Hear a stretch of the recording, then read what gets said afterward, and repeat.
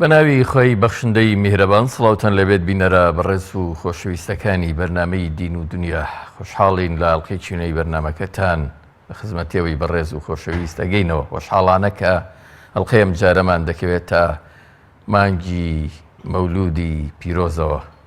لەدایک بوونی مەزنی مرۆڤایەتی پێغەمبەری سەروەرمان محەممەد صلی الله عليه وسلم حەقی خۆیەتی لەم ساتەیە لەم مانگە پیرۆزەیە بپرسین کە خۆشەویستی پێغەمبەر چۆتە دڵەکانمان؟ ئایا چۆن بزانین کە خۆشەویستی پێغەمبەر لە دڵماندا هەیە؟ بەچی بیپێوین؟ چۆن ئەم خۆشەویستیە دەگاتە پلەی ئیمان؟ ئەمانە و چەند پرسیارێکی تر لە ژیانی ئەم ڕۆمانە سەبارەت بە گەورەی پێغەمبەر و کاریگەری لەسەر ژیانی ئێمە و تەسلیم بوونمان بە پەیامەکەی لەگەڵ بەڕێز دکتۆر عارەف غەفور مامۆستای زانکۆ بکەین. مامۆستای بەڕێز کاک دکتۆر بەخێر بێن. زۆر سپاستان خێر بێن. سەرەتای بەرنامەکو ناو نیشانەکەی لەسەر شاشەیە مانەوێ پرسیار لە جەنابەت بکەین کە پێغەمبەر لەکوێی ژیانی ئێستەی ئێمەدایە؟ بەناوی خۆی بەخشندە و میهرەبان، سوپاس و ستایشی بێپایان بۆ خوای پەروەردگار، درود و سەلامی خوا لە سەرگیانی پێشەوا و سەروەرمان پێغەمبەری ئیسلام محەممەدی کوڕی عەبدوڵڵا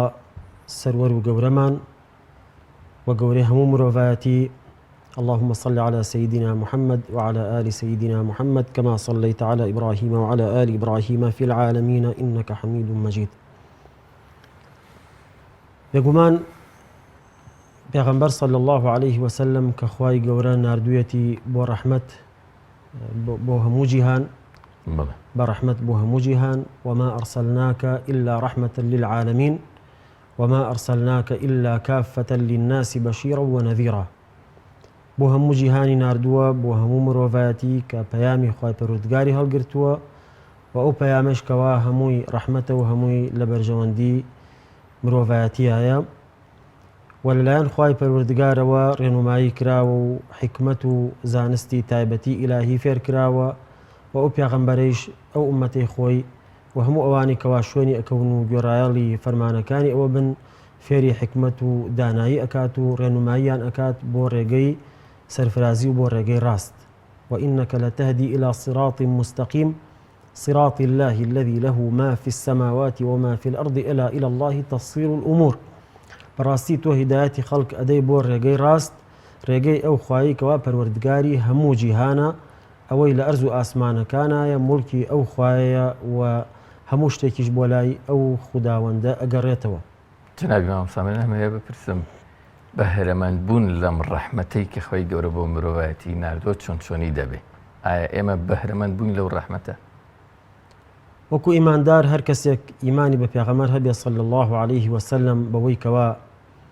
باوەڕی وابێ کە ئەم شەخصە محەممەدی کوڕی عەبدوڵڵا سەڵات و سەلامی خوای لەسەر بێ نێردراوی خودایە و ڕەسوول اللهە،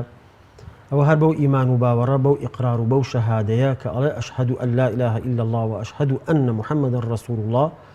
بەو شایەتیە بەو ئیقرار و ئیمانە دێتە ناو بازنەی ئیمانەوە و بەو شێوەیە خوای پەروەردگار لێ ڕازیە بێت لەو لایەنە کە ئیمانی هێناوە و باوەڕی بەو پێغەمبەرە هەیە. بەڵام تا چەندێک پەیڕەوی لە فەرمانەکانی پێغەمبەر بکات، تا چەندێک ئەو ڕێنمایی و ئامۆژگاری و نەسیحەتانی کە پێغەمبەر عەلەیهی سەڵات وسەلام کردوویەتی، تا چەندێک پابەندی زیاتر بێت، بۆ خۆی زیاتر سوودمەند ئەبێت بۆ نەفسی خۆی و بۆ دەوروبەری. چونکە پێغەمبەر عەلەیهی سەڵات وسەلام هەرچیەکی فەرموو و هەر ڕێنماییەکی کردووە لە بەرژەوەندی ئینسان، لە بەرژەوەندی ئینسان وەکو تاگ، وەکو کۆمەڵگا. وەکو تاگ بۆ نمونە پێغەمبەر صلی الله عليه وسلم ڕێنمایی ئینسانەکە تەنانەت لە خواردن، لە خەوتن، لە هەستان و دانیشتن، لە قسە و وتاری کە چی ئەڵێت، لە ناو لە کۆمەڵگەیە هەڵسوکەوتی چۆنە، لەگەڵ خەڵکا چۆنە، بۆ هەموو بوارێکی ژیانی دینا پێغەمبەری خوا عەلەیهی سەڵات وسەلام ڕێنمایی ئینسانەکات. یعنی بۆ نمونە خەوتن کە شتێکی شەخسی و تایبەتە و هەموو کەسێکیش پێویستی پێ بێت و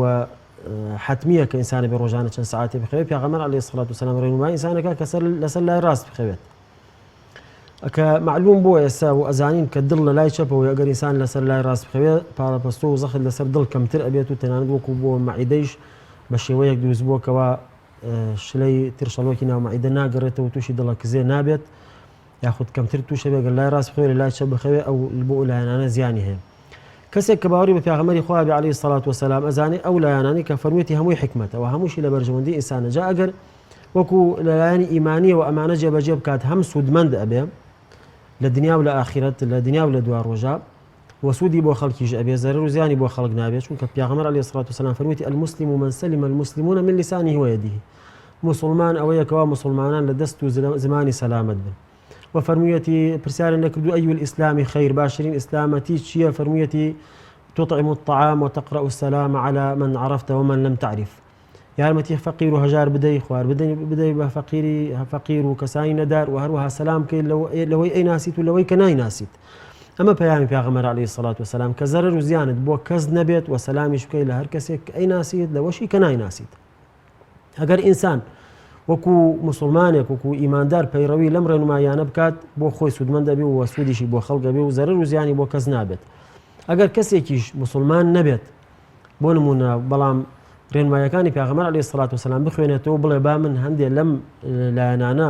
وەربگرم و ئیسفادەی لێ بکەم، ئەوە لە لایەنی دنیایەوە سوودمەند ئەبێ، ئەو کاتە ئیسفادە ئەکات لە ڕێنمایەکانی پێغەمبەر عەلەیهی سەڵات وسەلام وەکو حەکیمێک، وەکو کەسێکی دانا، وەکو کەسانێک لەو زانا و ناودارانەی کە لە پێش خۆمان هەبوون، بەڵام پێغەمبەری خوا عەلەیهی سەڵات وسەلام حتمەن لە سەرووی هەموویانەوەیە. ئەو کەسانە ئەکرێ سوودمەند بن لەو ڕێنمایانە، بەڵام ئەو کاتە سوودێکی ئیمانی نیە، تەنها بۆ دنیایە. جەناب مامۆستایانی ئێمە کۆمەڵگەیەکی ئیسلامین، ئەگەر ئەوە هەر سەرپێیش سەرنجی کۆمەڵگەکەمان بین، هەر دڵت قایل نابێ بەوەی کە ئەمە کۆمەڵگەیەکی ئەو کۆمەڵگەیە کە پێغەمبەر ڕێنمایی کردووە، ئەو کۆمەڵگەیە کە چاوی لە کردارەکانی پێغەمبەر عەلەیهی سەڵات وسەلام کردووە. دڵت ئەو ناخواتەوە بەوەی کە ئەمە ئەو کۆمەڵگەیە قورئانی کردوتە سەرمەشقی ژیانی خۆی و جێبەجێ کردووە. کاتێک کە دێن لە ئەخلاقی پێغەمبەر عەلەیهی سەڵات وسەلام ئەپرسن لە خێزانی، ئەفەرمێ کانە خولوقه قورئان. یعنی سەیری هەڵسوکەوت و ڕەوشتی ئەم کۆمەڵگەی ئێمە بکە بە شێوەیەکی گشتی وەک ئەوە نییە کە پێغەمبەر داوای کردووە، وەک ئەوە نییە کە پێغەمبەر کردوێتی، وەک ئەوە نییە کە عایشەی خێزانی پێغەمبەر باسیەکە کە وەکو قورئان وابووە. بۆچی وای لێ هاتووە؟ وەڵا جا ئەگەر ئێمە کۆمەڵگە ئەو کۆمەڵگەیی کەوا خۆی بە مسلمان ئەزانێت، مسلمانێکی تەواو بین، باوەڕمان بەخوا بە ڕۆژی دوایی هەبێ و ئومێدمان بە ڕۆژی دوایی هەبێ، ئەوە دەبێ پێغەمبەری خوا عەلەیهی سەڵات وسەلام پێشەنگمان بێت. چونکە خوا فەرموویەتی لەقەد کانە لەکم فی ڕەسوولی الله ئوسوة حەسەنە لمن كان يرجو الله واليوم الآخر وذكر الله كثيرا.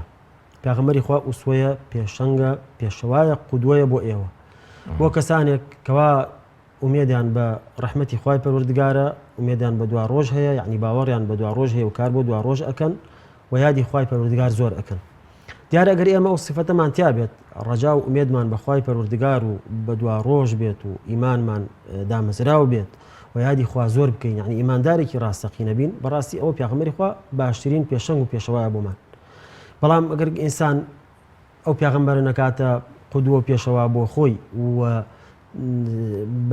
بە ڕێگەی ئەوان نەڕوات و ڕێنماییەکانی ئەو جێبەجێ نەکات لە ژیانی خۆیان، ئەوە دیارە ئیمانی لاوازە، هەموو ئەگەڕێتەوە بۆی کە ئیمانی لاوازە. ئەگینا وەک جەنابەت باس کرد لە سەیدەتنا عایشەیان پرسیوە کە پێغەمبەری خوا عەلەیهی سەڵات وسەلام ئەخلاقی چۆن بوو، فەرمووی کانە خولوقه القورئان. هەروەها سەیدەتنا خەدیجە کە ئەم ئەخلاقانە پێغەمبەر عەلەیهی سەڵات وسەلام تەنان لە پێش پێغەمبەرایەتی ئەم ئەخلاقانە پێڕەو کردووە، ئەم ئەخلاقە جوانانە.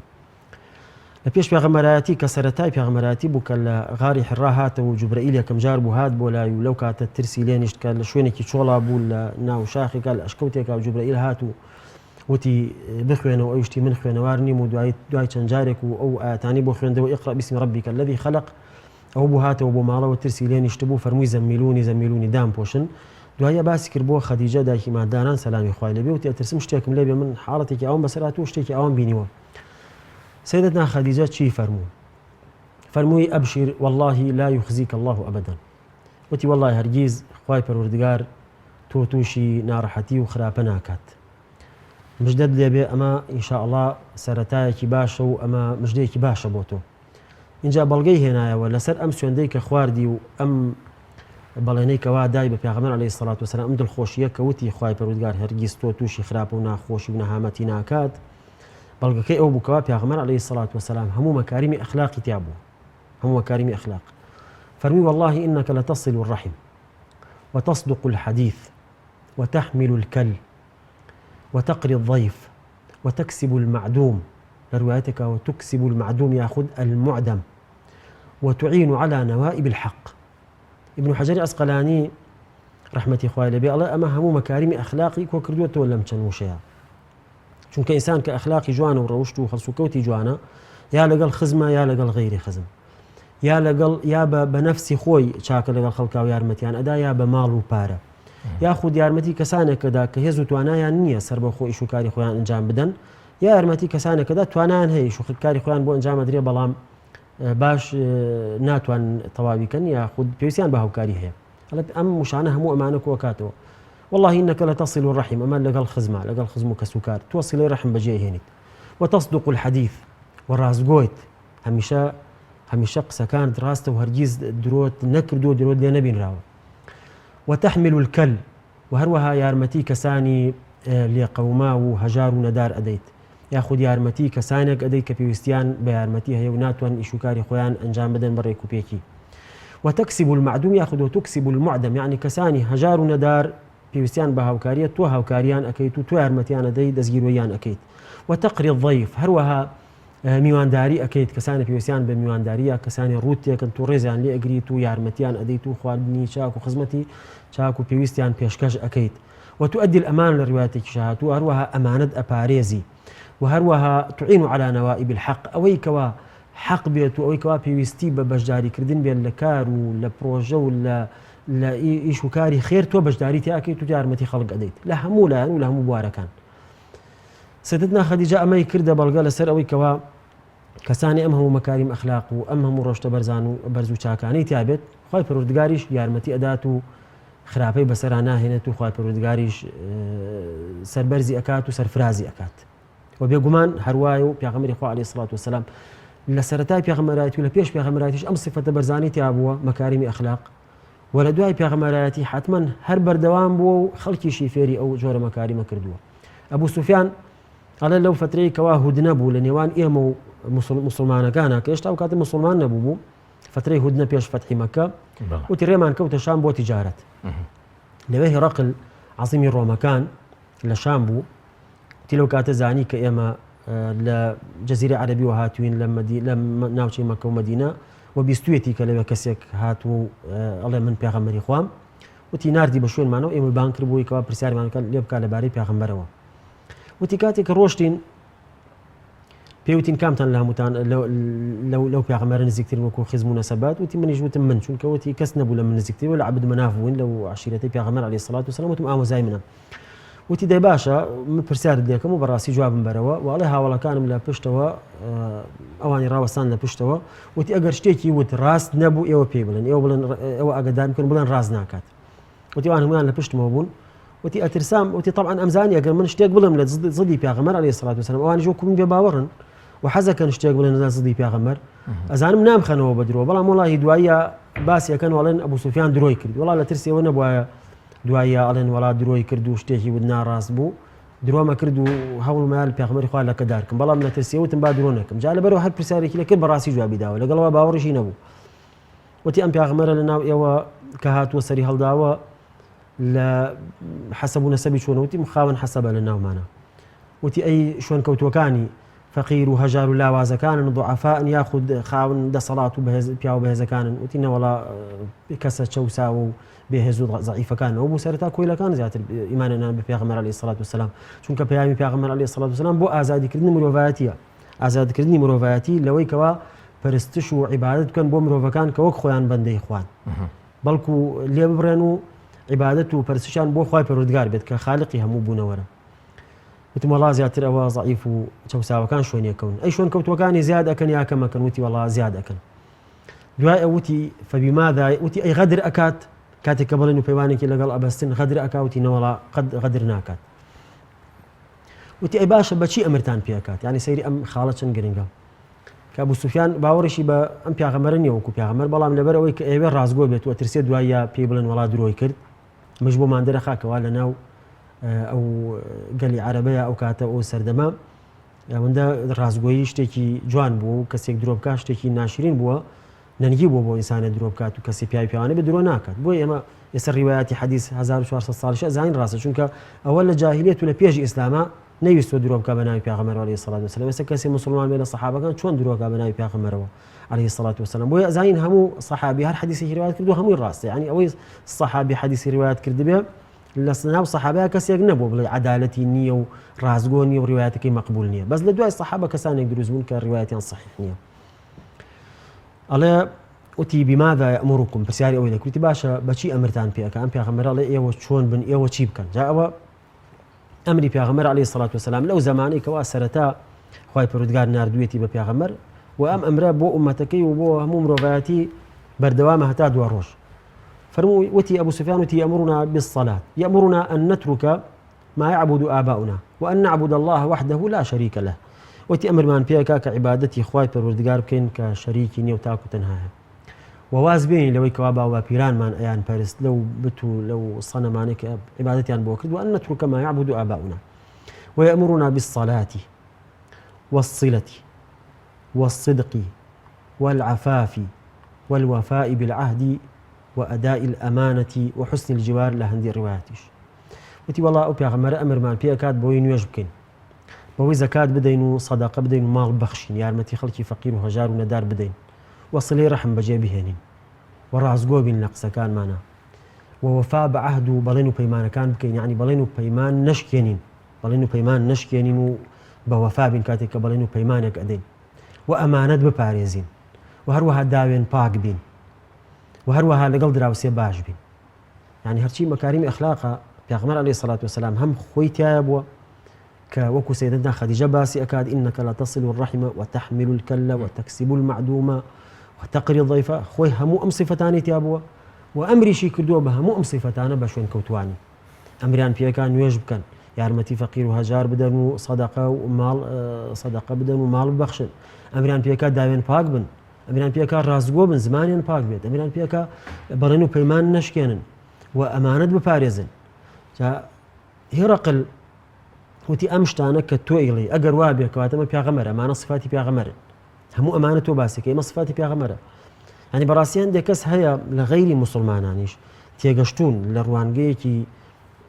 ڕوانگەیەکی زانستیەوە سەیری ئەو لایەنانە ئەکەن و سەیری ژیانی پێغەمبەر و صفاتی ئەکەن، بۆیان دەرەکەوێت کە ئەمانە صفاتی پێغەمبەرە، یاخود لانی کە مەگەر نەڵێن پێغەمبەرە ئەڵێن ئەم ئینسانە سەرکەوتووترین کەسە لە ژیانە لە مێژووە. ئەوە بدوایە هێرەقل دوایە وتی ئەگەر بمتوانایە ئەچووم ئەگەشتم بە خزمەتی و خزمەتکاری مەکرد بچووکی مەکرد. دوایی ئەڵێ پێغەمبەری خوا عەلەیهی سەڵات وسەلام لێ گەڵێکە لە هاوڵانی دیحیەی ناوبوو کتابێکی ناردبوو، ئەم کتابە بانگەواز بوو بۆ هێرەقل کەوا مسلمان بێت. بسم الله الرحمن الرحيم من محمد عبد الله ورسوله إلى هرقل عظيم الروم سلام على من اتبع الهدى أسلم تسلم أما بعد فإني أدعوك بدعاية الإسلام أسلم تسلم وأسلم يؤتك الله أجرك مرتين. أما طبعا إيش لصفاتي بيغمر عليه الصلاة والسلام در أخاك أو بانغوازا كان الآن خواهي بردقار وأمري بيكراوا أما جابجي كردوا يا أيها الرسول بلغ ما أنزل إليك من ربك. تبليغي أو بيام كان الآن خواهي بردقار وبيدقشتوا يتر بيغمر عليه الصلاة والسلام ليك بشر نترساو الذين يبلغون رسالات الله ويخشونه ولا يخشون أحدا إلا الله. پێغەمبەری خوا تەنها لە خوا ترساون، پێغەمبەران لە بەشەر نەترساون، بەهێز و توانایەکی کەمەوە لە ڕووی مادیەوە، لە ڕووی ژمارەوە، لە ڕووی چەک و سیلاح و لە ڕووی هێز و توانای مادیەوە ڕوبەڕووی گەورەترین هێزی دنیا بوونەتەوە، گەورەترین ئیمپراتۆریەت، گەورەترین دەسەڵات، هێرەقل، قەیسەر، کیسرا، ئەو گەورەی فارسەکان، گەورەی ڕوومەکان نامەی بۆ ناردوون ئەسلم تەسلم، موسڵمان بە سەلامەت ئەبی. ئەو بوو نامەکەی خوێندەوە دوایە کە نەرمیەکی نوان بەرامبەر ئەم نامی پێغەمبەر عەلەیهی سەڵات وسەلام و بەرامبەر ئەوەی کەوا ئەمە پێغەمبەری خوایە کە ئەگەر من بمتوانیا چوومە خزمەتی، ئەو بوو دانگەدەنێکی زۆر بەرز بووە لە ناو هۆڵەکەی لەو شوێنی دانیشتن و ئامادەبوونەوە. ئەڵێ ئێمەیان کردە ئەبوو سوفیان، ئەڵێ ئێمەیان کردە دەرتر نازانم چیان وت، چونکە تەرجومان هەبوو لە نێوانیان. ئەبوو سوفیان ئەڵێ زمانی ئەوانمان نەئەزانی. ئەو بوو دوایە کە هاتە دەرەوە ئەڵێ وتم بەخوا ئیشی ئەم محەممەدە چاک گەورە بووەوە تا گەورەی فارسەکان گەورەی ڕۆمەکان لێ ترسێ، گەورەی بەنو الأصفر کە ڕۆمەکانە لێ ترسێت. پێغەمبەر عەلەیهی سەڵات وسەلام ئەی فەرموو نوصرت بالرعب مسيرة شهر، ئەی فەرموو پێنج شتم پێ دراوە بە هیچ کەسێک لە پێغەمبەرانی پێشووش نەدراوە بە هیچ کەس، پێنج شت نوصرت بالرعب مسيرة شهر، ئەفەرمێ ماوەی یەک مانگ ڕێگا دوژمنەکان لێ مەترسن. يعني پێغەمبەری خوا عليه الصلاة والسلام أنس كري مالك قال كان رسول الله صلى الله عليه وسلم أحسن الناس وكان أجود الناس وكان أشجع الناس. پیغمبر خوا عليه الصلاة والسلام جوانترين كسبوه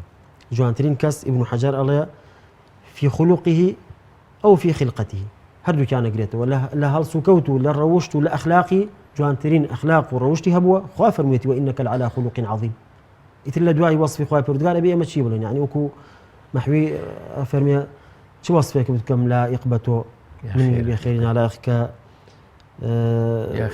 يا خير خلق الله مني بخيرنا لائق كجبريل الثناء أخوانا كجبريل مدحي أو كأخوي بردقال مدحي وكل بيئة ماشي بلين من ويستم أبو برسيار بكم جنابي ماسا تو صفات وأكار جوانا كاني بيغمبرت باس كردو خديجي خزاني بيغمبر باسي كردو كتو أم آكارو هلسو كوتانا تبو تنان بيش بيغمبر آياتيش أما هەر تایبەت بوون بە کەسایەتی پێغەمبەر خۆی وەکەوەی کە پێغەمبەر بووە یانە بە هیچ شوێن کەوتوانیشی بن ئەگەر وایە بڕیارەکە هیچ شوێن کەوتوانیشی بن بۆچی نایان بینین یان زۆر بەکەمی دەیان بینین بێگومان ئەمە بۆ شوێن کەوتوانێتی چونکە ئەوە خۆی ئەحسن الأخلاقی هەبووە باشترین ئەخلاقی هەبووە إنك لعلى خلق عظيم وصفی ئەوە سيدتنا خديجة بۆ شێوە باسی کرد و سيدتنا عائشة کە خێزانەکانێتی و خێزانی ئینسان هەموو کاتێک لە ماڵەوە لە هەموو کەس زیاتر ئاگاداری هەڵسوکەوت و ڕەوشتی ئینسانن ئینسانی وا هەیە لە دەرەوە خۆی وا دەرەخا کە هەڵسوکەوت و ئەخلاق و ڕەوشتی زۆر باشە بەڵام لە ماڵەوە ئاگادارن کە بەو شێوە نییە خۆی بۆ خەڵکی دەرەخات بەڵام پێغەمبەری خوا عەلەیهی سەڵات وسەلام یەکەم جار لە ماڵەوە خێزانەکانی خۆی وەسفی ئەخلاق و ڕەوشتی بەرزی ئەوەکەن و شەهادەتی بۆ دەن لە سەرەتای پێغەمبەرایەتی کە خەدیجە وا ئەفەرمێت دواتر کە سەیدەتنا عایشە وا ئەفەرمێت دواتر کە هاوڵانی ئاوا ئەڵێن وەکو ئەنەسی کوڕی مالک پێغەمبەری خوا باشترین ئەخلاقی هەبووە و جوانترین کەس بووە و ئازاترین کەس بووە بەخشندەترین کەس بووە و کەسانی بێباوەڕش تەنانەت ناحەزەکانیشی کە ئەبوو سوفیان ئەو کاتە باوەڕیشی نەهێنا بوو کە بەو شێوە وەسفی ئەخلاقی پێغەمبەری کرد عەلەیهی سەڵات وسەلام کە غەدر ناکات و درۆ ناکات و وتیشی ئەمرمان پێکات کە ئێمە ئاوا بین ئێمە ڕازگۆ بین ئێمە یارمەتی فەقیر و هەژار بدەن سلەی ڕەحم بەجێ بهێنین ئەمانەت بپارێزین و درۆ نەکەین کەواتە ئەم ڕەوشتانە کە پێغەمبەر عەلەیهی سەڵات وسەلام خۆی لەسەری بووە ئەخلاقی خۆی بووە ئەمە بۆ ئێمەشە بۆ هەموو مسلمانێکە کە پەیڕەوی لێ بکات و چاو لە پێغەمبەر بکات عەلەیهی سەڵات وسەلام یعنی پێغەمبەری خوا قودوە بێ مەثەلی ئەعلا نمونەی بەرزی ئینسان ئیماندار پێغەمبەر بێ لەقەد تەنها بانگەشە بەسە بۆ ئەوە لە کاتێکا پێغەمبەر خۆی بە عەمەلی کردوونی پێشەوەی بیانڵێ بۆ ئێمە شوێن کەوتی پێغەمبەر عەلەیهی سەڵات وسەلام تەنها وتن و باسکردن و بانگەشەکردنیان بەسە کافیە نەخێر بێگومان پێویستە بە شێوەیەکی عەمەلی ئێمەژەوە بسەلمێنین هاوڵانی پێغەمبەر عەلەیهی سەڵات وسەلام ئەمەیان بە عەمەلی سەلماندووە جەریری کوڕ عەبدوڵڵای بەجەلی ئەڵێ هاتمە خزمەتی پێغەمبەر عەلەیهی سەڵات وسەلام وتم ئەی پێغەمبەری خوا بەیعەت پێکەم لەسەر ئەوەی کە مسلمان ئەبم و لەسەر ئەوەی کە نوێژ ئەنجام ئەدەم و زەکات ئەدەم پێغەمبەر عەلەیهی سەڵات وسەلام فەرمووی وەالنوصح لكل مسلم فەرمووی هەروەها بەیعەت بکە بەڵێنم پێ بدە لەسەر ئەوەی کە لەگەڵ هەموو مسلمانێک ڕازگۆ و دڵسۆز بی النصح شەی نصح نەسیحات یعنی ڕازگۆیی و دڵسۆزی یعنی چۆن کەسێک باوکێک بۆ مناڵەکەی خۆی دڵسۆزە پێویستە بۆ هەموو مسلمانێکی تر چونکە خوا فەرموویەتی مسلمانان برای یەکترن والمسلم أخو المسلم لا يخذله ولا يظلمه ولا يحقره مسلمان براي مسلمان پێغەمبەر عەلەیهی سەڵات وسەلام فەرموویەتی زوڵمی لێ ناکات بە چاوی سووک سەیری ناکات و بێڕەزی ناکات بەرامبەری ئەبێ مسلمان وەکو جەریری کوڕ عەبدوڵڵای بەجەلی ئەوە بوو دواتر کە معاملەیەکی کرد بە شێوەی معاملەیەکی خەڵک سەرسام وی باشە تۆ کڕیار یا فرۆشیاری یعنی شتێکی ئەکڕی بۆ نمونە ئەسپێکی کڕی لە کەسێک ئەو کەسە خۆی نێزانی سعری چەندەکە وتی فرۆشم بە 400 درهم بۆ نمونە ئەوش کە سەیری کرد و بابە ئەمە زۆرتر ئەکات و تۆ ئاگا لە سعرەکەی نییە ئەمە لەوە زیاترە هێنێ ئەمە تا 700 تا 800 درهمیشی پێم من ئەمە دەبڕۆ بزانە لە ماڵەوە پرس بکە بزانە ئەیەن بە 800 منەوەی پێم خەڵکەڵێدا جا تۆ کریاری یا فرۆشیاری تو ئەو خۆی فرۆشیارە ئەیفرۆشێت بۆ نە خۆی ڕازیە خۆی پێخۆشە بیا بە 400 تۆ بۆ سعرەکە زیادەکەی کە تۆ کریاریت کە عادەتەن کریار حەزەکە بە کەمترین نرخ شتومەکێکی دەستکەوێت ئەویش ئەڵێ من بەیعەتم یاوە بەڵێن یاوە پێغەمبەر عەلەیهی سەڵات وسەلام کە لەگەڵ هەموو مسلمانێک ڕازگۆ و دڵسۆز و ئەمین بم من ئەزانم ئەم شتە ئەم شتومەکە پارەی زیاتر ئەکات ئەم کەسە خۆی خاوەنەکەی نازانێت یخۆ نابێ بیخەڵەتێنم نابێ چاو بەسی لێ بکەم نابێ ئەمە ئیستیغلال کەم کە ئەو نازانێت و ئاگای لە بازاڕ نییە کە سعری ئەم شتە نازانێت منیش بە هەرزان لێ بکرم و لە دەستی بکەمەوە لەبەرەوەی خۆم قازانجێکی زیاتر بکەم دوایە بچم بیەم بە بۆ نمونە سعرێکی زۆر زیاتر ونمون أم أخلاق وروشت أما بيغمر عليه الصلاة والسلام بهمو ماني فرمو بهمو مسلمانك لقال همو مسلمانك رازقود وصوز وناصح وأمين بين دباشا أما بونمون آية لناو بازار كان أما بوشو بدي أكين يا لما عرضوا شويني سيارك المفروشنا أما بدي أكين يعني برابك أجرتو شارزاي باشد نبيد بتابتي لبواري كريني سيارة بونمونا إلا أدخلتين إنه إلا اشتكت بيفروشن كدوايا توشي زر الأبيت يعني أجر شهر زايد نبي يا أبي كسي شهر زايد بيلقى الخوت أجر خو شهر زايد نبو لبروع عبك أشارنا ولا بروع أو سعر أخوي شنيك أوان زياتر ألين سعري أكبر بازار وأوان قرن بشون عيبك يا يعني بشو كتيرين عيبي لي أدوزنا ولا أم سعره أويه أما بون منا دبلنيا أما بون منا ويلكي واي يعني بشو كتيرين عيب أدوزنا ولا سعره بس كاتي هي خويانا إفروشن أم عيبانا بازناكن إيه أما بيتشواني أو أخلاق وروشتها أجر إما أجرو خلقي وكو أو أصحابي بيغمر عليه الصلاة والسلام وكو جرير لبازار بيت كواتا تو بيخمم بمروي تبازار بيكسر لهر شو نسارك بيني يكسر لك سعرك خويت بيالو باي شنك وأزاينات خلتينا بتابتي لما جاء جنابي ما مصائم الزور خوش يعني بانجش ولكن كبيغمبر من خوش عليه الصلاة والسلام برساركي من أوية شون بزاني خوش ويستي بيغمبر لدل معنا هي شاعرك الله إن المحب لمن يحب مطيع الله أجر تو ادعاءك خوای پروردگار خوش وستو خوش وید بلام سرپیچی الامریکانیش اكيد اما ادعاءك باطله اگر راست کی خوش بيه اطاعيش اكيد چون كسي خوش اطاعيه كاد بلام اما ام دقه براستي بشويك حرفيش ورناقرين چون اگر وابيت اهلي معاصي بلين امان ايمانيان يواني كمعاصيان هي لكاتك انسان هي معصيتي هي جناهي هي بلام لهمان كاتشا ايماني شي هي ايماني هي وطبعا النص الشرعي كان لسر او هي فأفرمي وإن طائفتان من المؤمنين اقتتلوا فأصلحوا بينهما فإن بغت إحداهما على الأخرى فقاتلوا التي تبغي حتى تفيء إلى أمر الله فإن فاءت فأصلحوا بينهما بالعدل وأقسطوا إن الله يحب المقسطين إنما المؤمنون إخوة فأصلحوا بين أخويكم أجر دو طائفة الإيمان داران بشر هاتن صلح بكن لنيوان يعني أجر كان دزريجي كردا سر أوي تريان وسنوري بزاند بو حالتي بغي والشر لقل أو يابكن كبغي كردوه كتجاوزي كردوه هتاوكو يتسرقي راس ويتسرقي حق وعدل وصلح بكن لبينانا چونك خواي پروردگار كساني داد پروري خوش أبيت وأفرمي إيمان دارانش براي يكترن صلح بكن لبين براكانتان يا أمانة شرشان كردوه شران كردوه شمشيران ها قرتوه بو يكتر لبرامبر يكتر والساون لساحي جنگ بلام خواي قوريش براي يكتر نابين أبا خو حتمني كيشان تاوان بار حتمني كان هالي كردوه يكيان ستمكاره بلام لقلبوش على وصف إيمان دار نشون بلين إيمان دارنين دعاء خوي فرمي إنما المؤمنون إخوة فرمي مسلمان إيمان دارن براي يكترن هندي حالتها إنسان إيمان دار هلا أكاد إنسان إيمان دار توشي تاوان أبي توشي لادان أبي بلام لوصف إيمان يجدر ناشي ما دام إقراره باوري بخواي بردقار هبي بلام إيمانك لو حالته شيء إيمانك ناقصة يعني مسلمانك تاوان بار نالين زور كس هبن بنبورة يعني حزب كان بوي بيان بلن إيمان داره ها مثلا تو شون تيجي يعني إما تيجيني لبرامبر أما آياتك خوي جورا فرمي قالت الأعراب آمنا قل لم تؤمنوا ولكن قولوا أسلمنا أواني كبيان خوش بانجش إيمان دارتي كان خوي جورا رايا نجري خو شون مثلا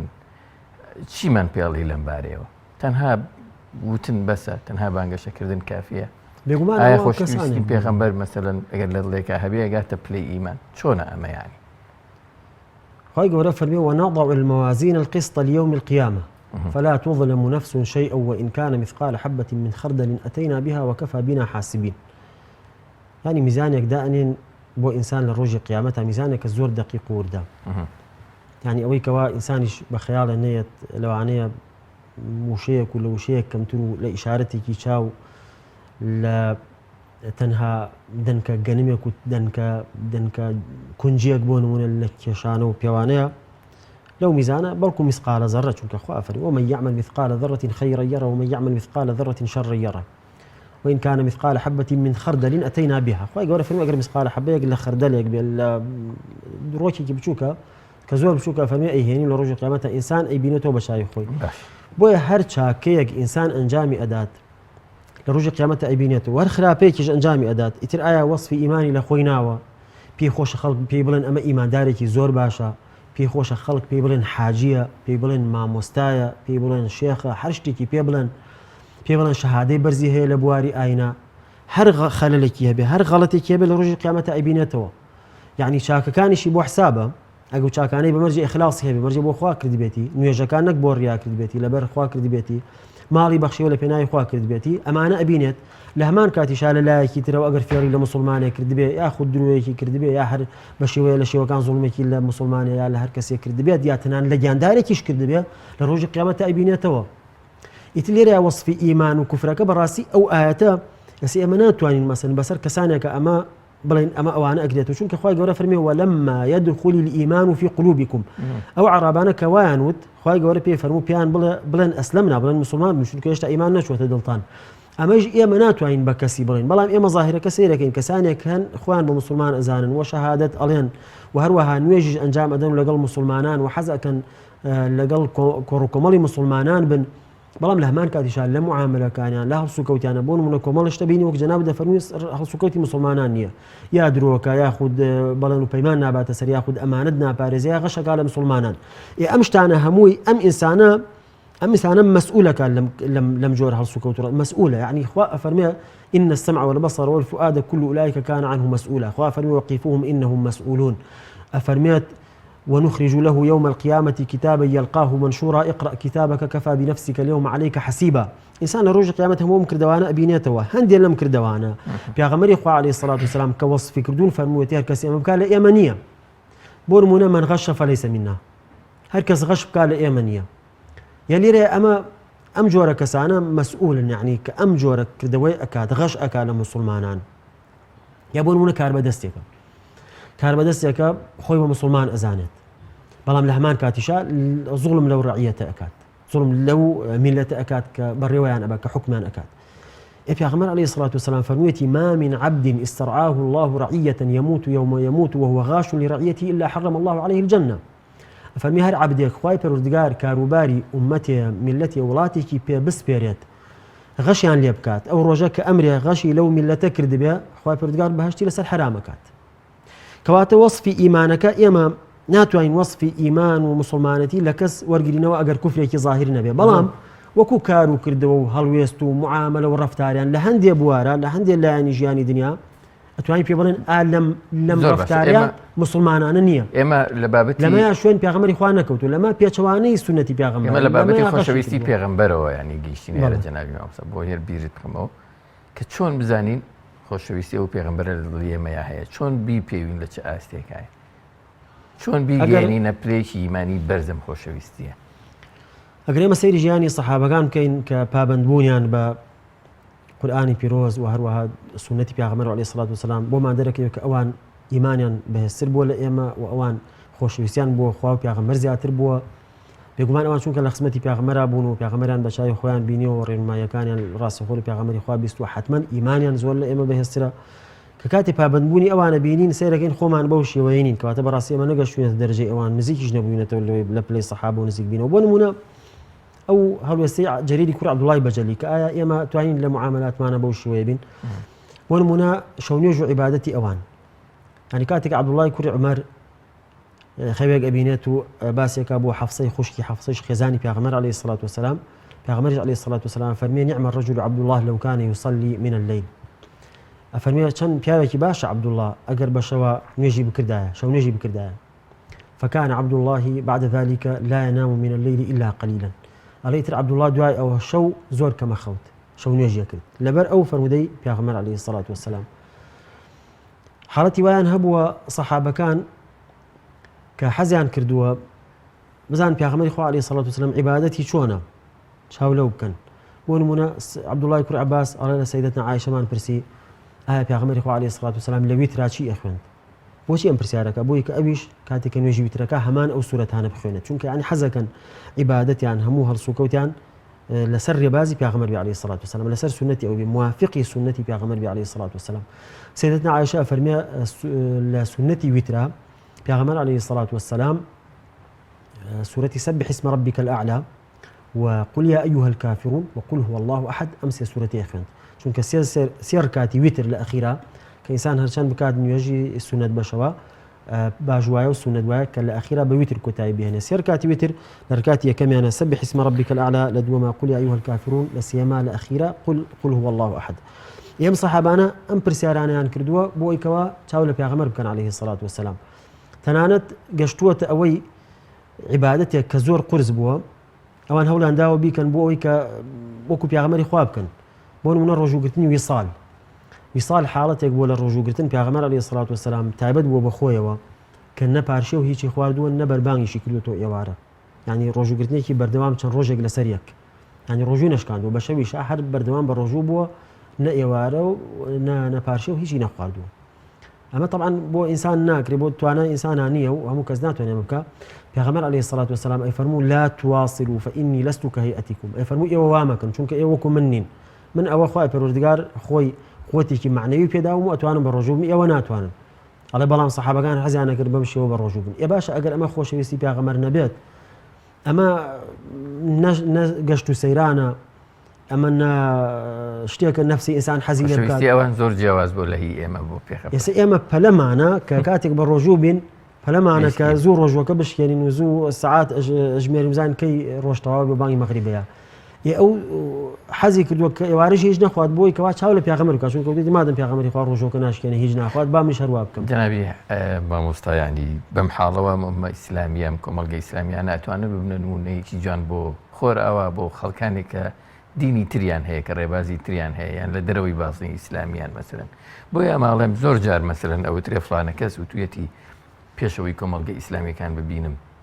مەسەلەن من مسلمان بووم پەیامەکەم خوێندۆتەوە ئەگین مەسەلەن کار و کردەوەی خەڵکانی بەناو مسلمانم ببینیایە زۆر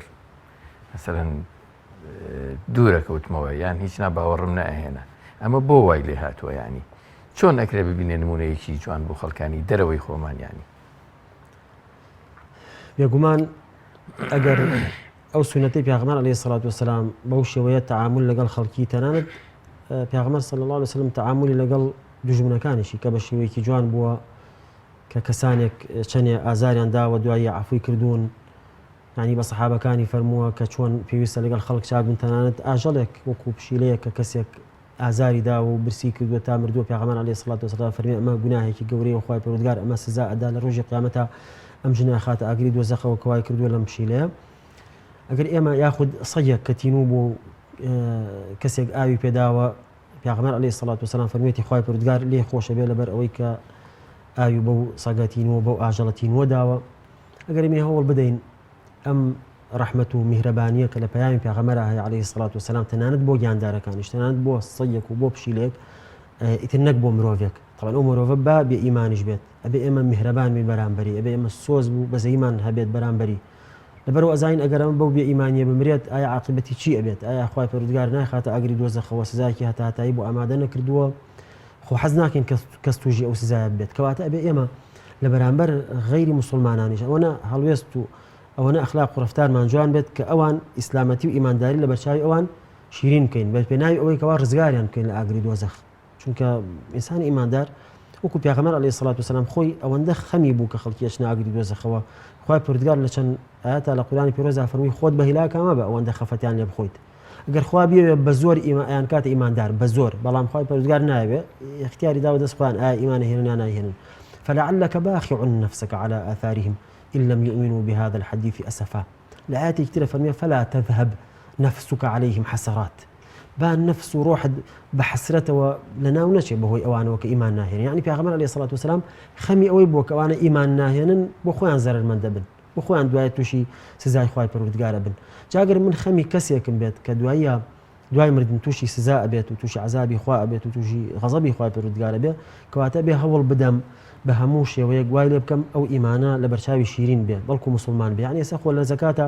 خوای پەروەردگار بەشێکی داناوە بۆ مؤلفە قلوبهم أصناف زكاة هشت نيكي كان دريبا مؤلفة قلوبهم إنما الصدقات للفقراء والمساكين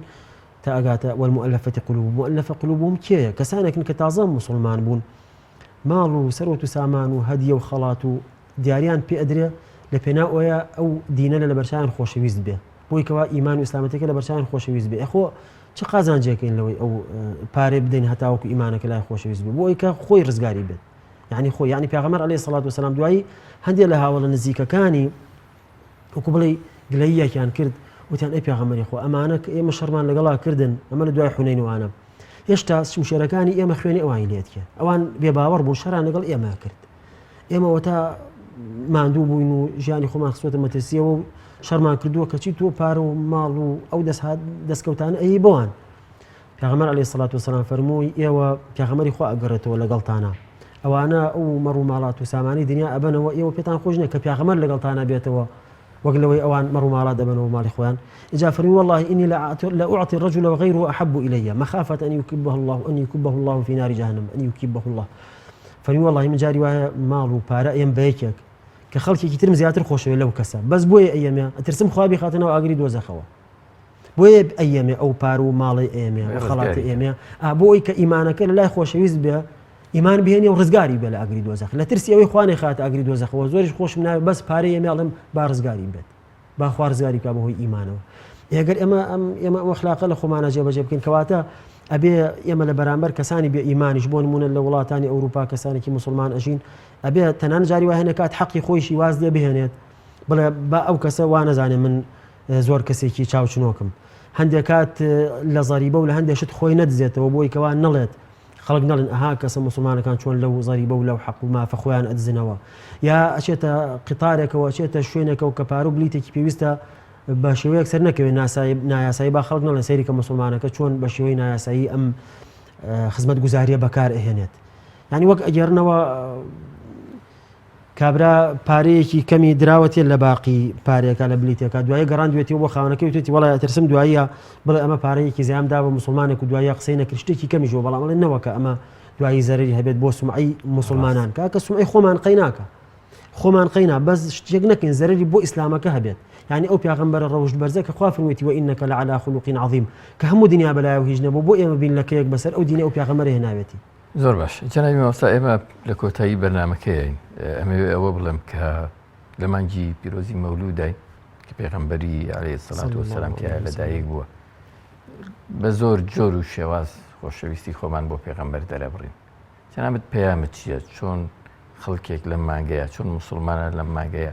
خۆشەویستی خۆیان بۆ پێغەمبەر عەلەیهی سەڵات وەسەلام پیشان بدەن؟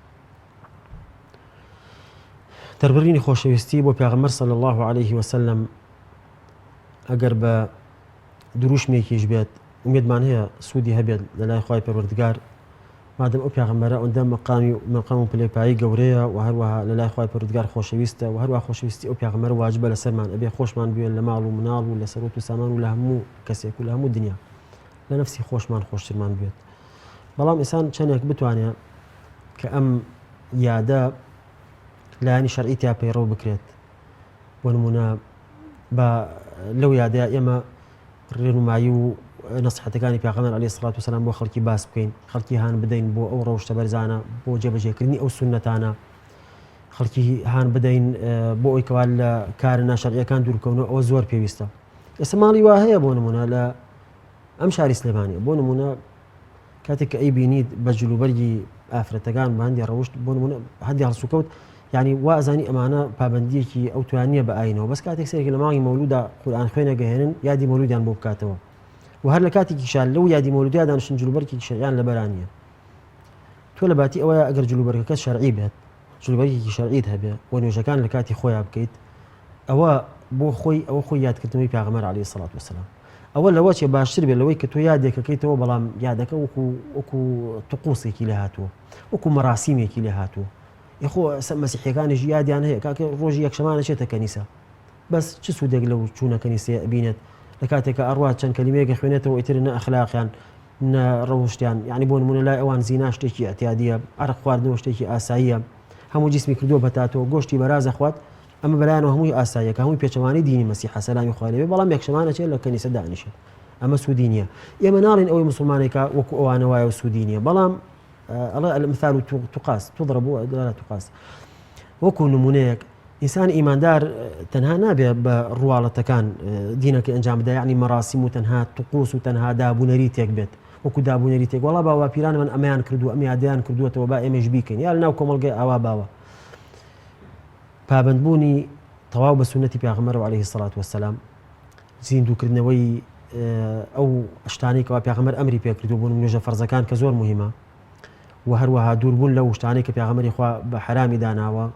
ئەمانە بۆ خۆی زیندوکردنەوەیکی زۆر گرنگە بۆ سونەتی پێغەمبەر بۆ دینی پێغەمبەر عەلەیهی سەڵات وسەلام. یعنی کەسێک ئەچێ بۆ نوێژی مزگەوت، ینی هەموو ڕۆژێک چەند جارێک ئەچێ بۆ مزگەوت ئەم هەنگاوانەکەەوە ئەینێت، ینی بڕوا بکە ئینسان بڕوا بۆ مزگەوت حتمما لەو کاتێ ئەڕۆت و هەنگاوەکانی نەفەرمودەکەی پێغەمبەری خوای لە بیرەکە ئەفەرمێ تو هەر هەنگاوێک ئەنیت بۆ مزگەوت سەدەقەت بۆ نووسێ چاکت بۆ نووسێ و هەنگاوێک ئەنیت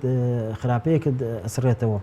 بڕوا بکە ئینسان هەر بڕوا بۆ مزگەوت ئەمەی لە بیرە، یعنی هەر لە ئیرادی ئەزانی کە تۆ بۆیە ئەم هەنگاوانە ئەنیت بەرەو مزگەوت لەم کاتەیە لەوانەیەمان دووبی لەوانەیە مزگەوتەکە دوور بێت ئەتوانین لە ماڵەوە نوێژەکەت بکەی، بەڵام حەزەکە لێ بە ئەوجر پاداشم دەستکەوێت. ئەمە یادکردنەوەی ئەو سونەتی پێغەمبەر عەلەیهی سەڵات وسەلام کە بە هاوڵانی ئەفەرموو ئەگەر ماڵیشتان دوور بێت ئەبوو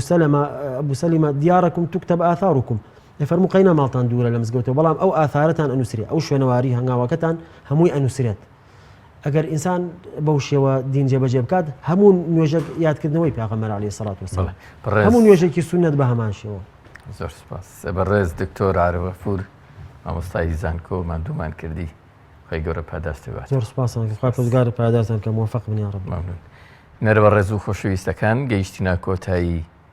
بەرنامەکەمان تا ئەڵقەی داهاتوو بە خواتان ئەسپێرین.